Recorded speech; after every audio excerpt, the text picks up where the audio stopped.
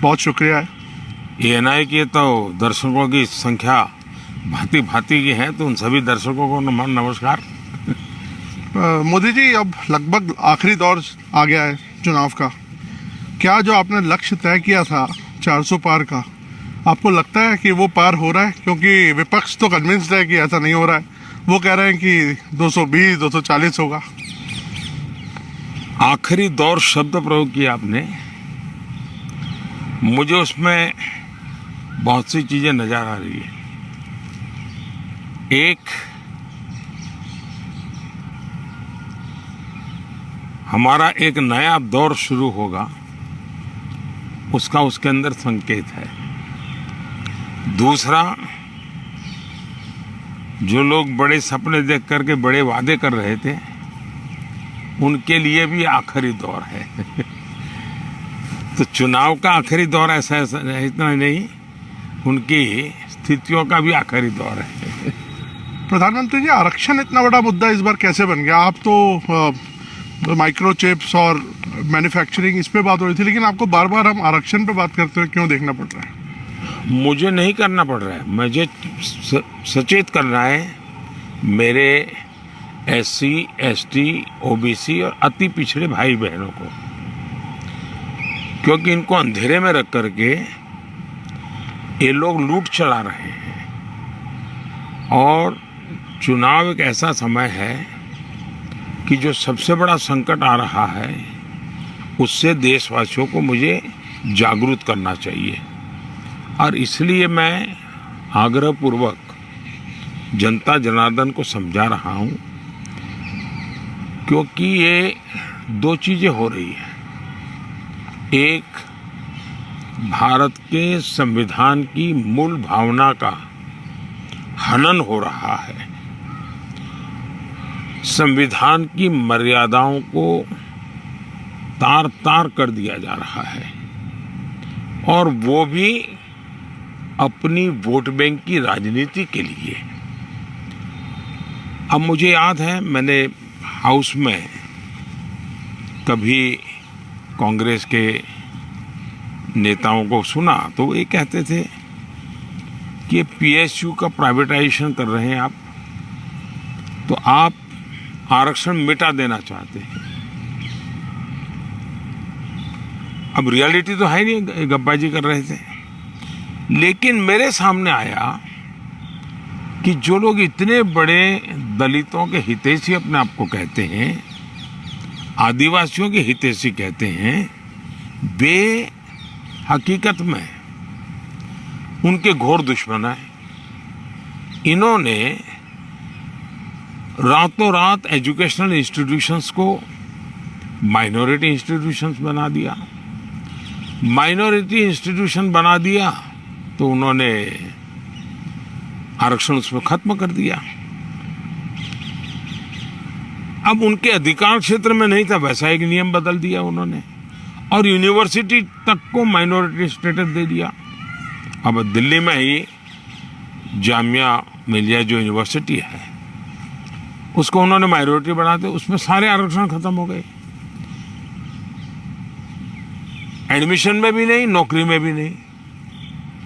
और बाद में तो चीजें उभर करके आई कि करीब करीब 10,000 ऐसे इंस्टीट्यूशंस हैं जिसको इस प्रकार से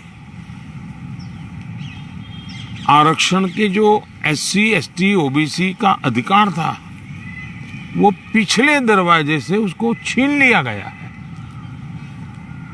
संविधान की पीठ में छोड़ा भोंका दिया है। बाबा साहब आम्बेडकर ने जिस सपने से ये व्यवस्था खड़ी की थी, उसको इन्होंने वोट बैंक के लिए गिरवी रख दिया है। तो ये एक चिंताजनक बातें मेरे सामने जब आई, तब मुझे लगा कि मेरा दायित्व बनता है कि मैं देश को अवगत। इतने में इनका मैनिफेस्टो आया। इस मैनिफेस्टो ने और चौंका दिया, और इसलिए मैंने पहला मैनिफेस्टो देखते ही मेरा पहला कमेंट था कि ये मैनिफेस्टो पर मुस्लिम लीग की छवि है। तो 2-3 दिन तो उनको लगा कि इसका जवाब देने की जरूरत नहीं है, ये अपने आप ही बात खत्म हो जाएगी। जब उन्होंने कोई जवाब नहीं दिया तो फिर मैं एक एक चीज खोलने लगा। जैसे इस देश में वो ये कहें कि हम खेलकूद में भी माइनॉरिटी के लिए कोटा फिक्स करेंगे। आज पंजाब के मेरे बच्चे जो खेल जगत के अंदर बहुत अच्छा कर रहे हैं, बंगाल के मेरे नौजवान फुटबॉल में बहुत अच्छा कर रहे हैं, उत्तर प्रदेश के हमारे नौजवान जो एथलेट्स में काफी अच्छा कर रहे हैं, अब वो अपनी जवानी उसमें खपा देते हैं। 10-12 साल की उम्र से लेकर के 25-30 साल की उम्र तक पहुंचने तक ये लोग इतना तप करते हैं जी, तपते हैं, शरीर को तपाते हैं। खिलाड़ी ऐसा नहीं बनता है जी। और सुबह रात को नींद नहीं आती, सुबह 4 बजे उठ करके चले जाते हैं। अब कहते हैं नहीं, ये माइनॉरिटी के लिए कोटा होगा, तो मेहनत करने वाला मेरा नौजवान जाएगा कहाँ जी? उनका क्या होगा? दूसरा उन्होंने कहा कि देश में अब जो टेंडर होंगे उस टेंडर में भी वे माइनॉरिटी के लिए आरक्षण करेंगे। मतलब ये हुआ कि आज मान लीजिए कोई कहीं पर बहुत बड़ा महत्वपूर्ण ब्रिज बन रहा है, उस ब्रिज में कौन ब्रिज बनाएगा? तो जिसके पास ट्रैक रिकॉर्ड है, जिसके पास संसाधन है, जिसके पास कैपेबिलिटी है, जो परफॉर्म कर सकता है, सारे उसकी जो रिक्वायरमेंट उसकी पूरी करता है, उसमें कंपटीशन होती है और कंपटीशन में जो निकलता है उसको टेंडर मिलता है। ये कहते नहीं, ये सब बाद में।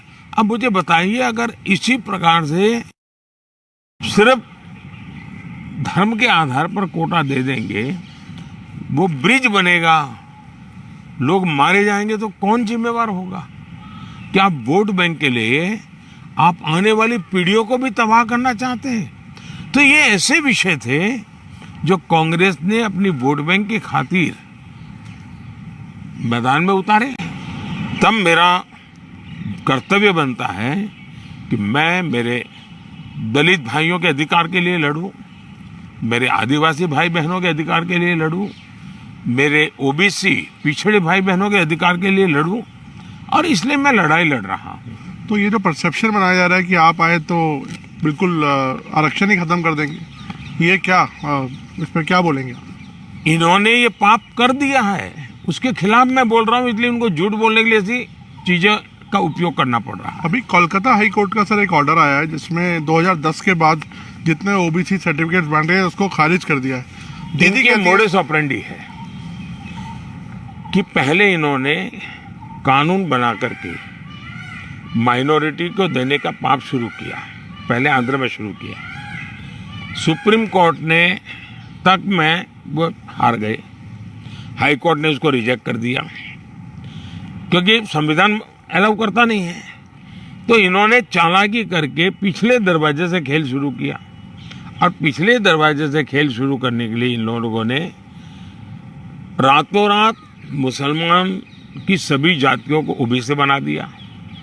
सभी जातियों को ओबीसी बना करके जो ओबीसी का हक था वो रातों रात डाका डाल दिया, लूट लिया। और इसके खिलाफ चुनाव की सरगर्मी चल रही है। तब हम तो बोल ही रहे थे कि भाई ये हो रहा है, कर्नाटक में हुआ है, मैंने बताया था, हम बंगाल के लिए भी बोल चुके थे। लेकिन जब हाई कोर्ट का जजमेंट आ गया तब ये साफ हो गया कि इतना बड़ा धोखा हो रहा है।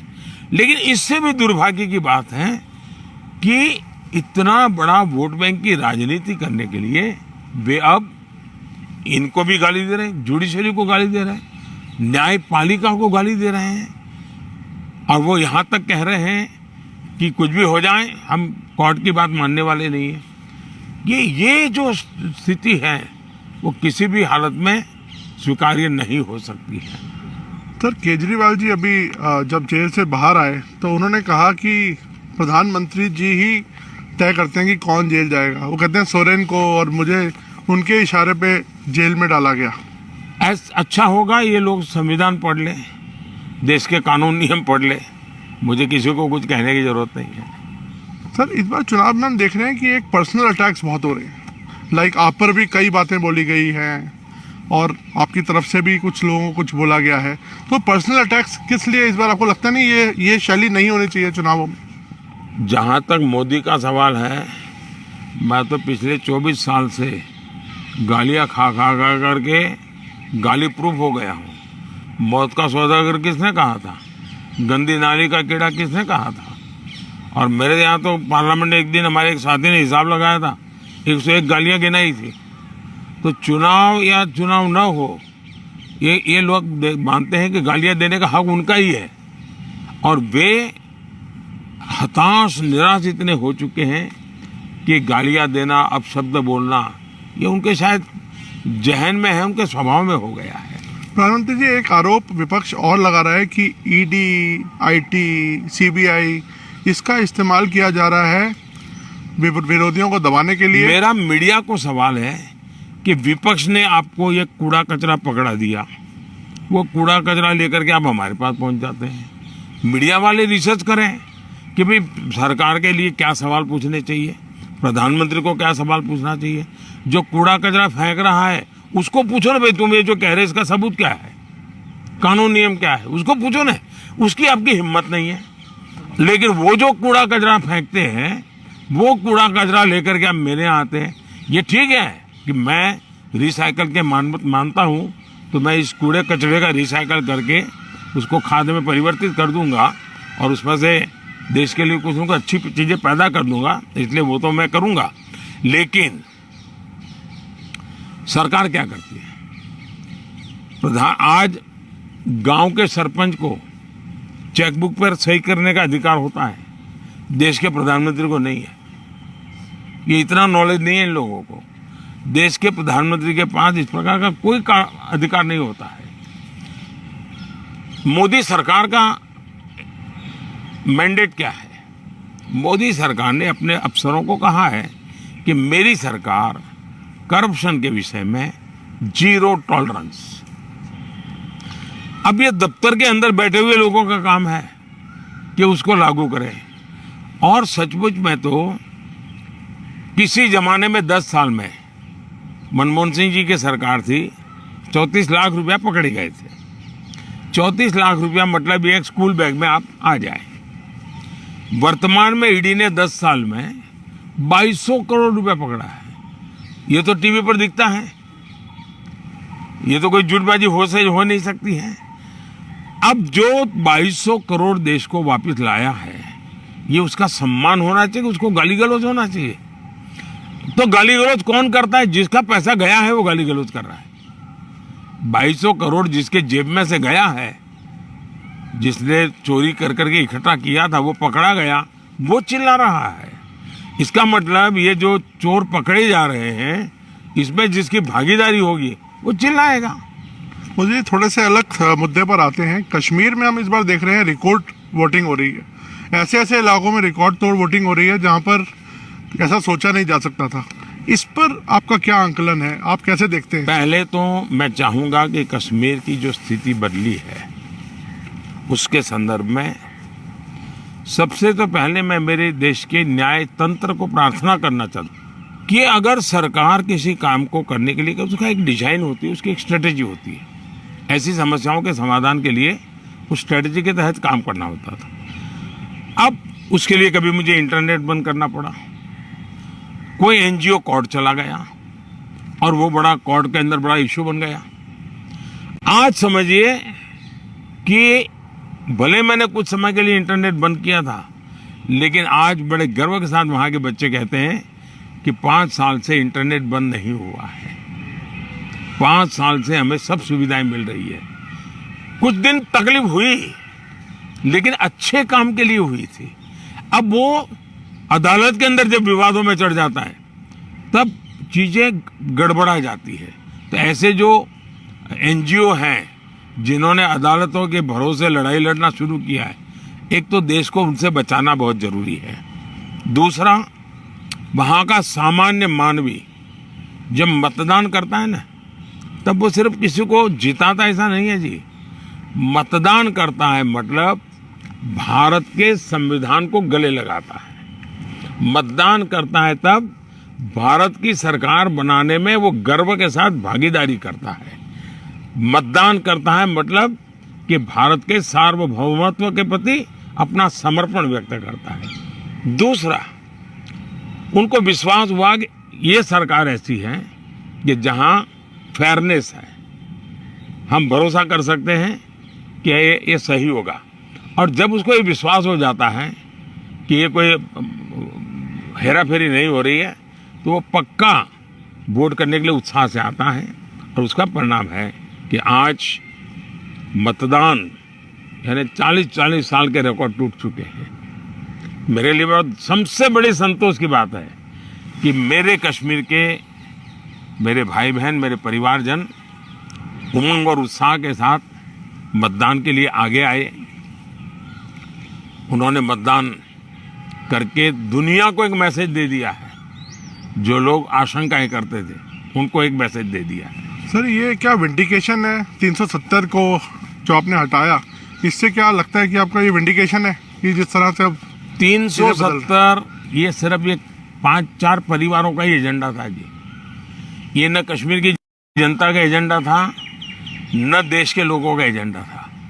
ये अपने फायदे के लिए ये 370 की ऐसी एक दीवार बना के बैठे थे ताकि कोई झोंक न पाए। और कहते थे 370 हटेगी तो आग लग जाएगी। वो कहते थे 370 हटेगी तो कश्मीर चला जाएगा।